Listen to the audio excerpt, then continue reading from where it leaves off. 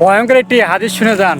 একদিন রসুল করিম সাল্লাল্লাহু আলাইহি সাল্লাম খুতবা দিতে মসজিদে নববীতে গেলেন এবং মিম্বারে যখন সে প্রথম পা রাখলেন বলেন আমিন, দ্বিতীয়বার পা রেখেও বললেন আমিন, তৃতীয়বার পা রেখেও বলেন আমিন। সাহাবায়ে কেরামরা হতবাক হয়ে গেলেন।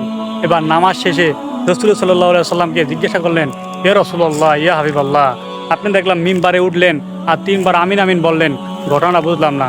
তখন রসুল সাল্লাল্লাহু আলাইহি সাল্লাম বললেন, শোনো আমার সাহাবারা, আমি যখন মিম্বারে পা রাখি জিব্রাইল আমিন আমার নিকট আসছিল এবং বলল, হুজুর, যে ব্যক্তি রমজান পেল অতএব রোজা রেখে ইবাদত করে আল্লাহর কাছে ক্ষমা মাফ করাতে পারে নাই, গুনাহ মাফ করাতে পারে নাই, সে ব্যক্তি ধ্বংস হোক।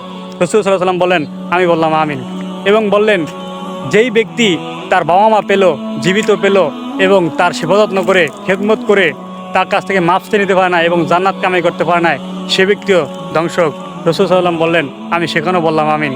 তৃতীয়বার বলল, হে রসুল, আপনার নাম নিল, নেওয়ার পরে একজন ব্যক্তি শুনলো, শোনার পরে যে দুরূদ পাঠ করলো না, সে ব্যক্তি ধ্বংস হোক। আমি বললাম আমিন। এখন প্রিয় বন্ধুরা আমার, এই যে হাদিস থেকে কী শিক্ষা পেলেন?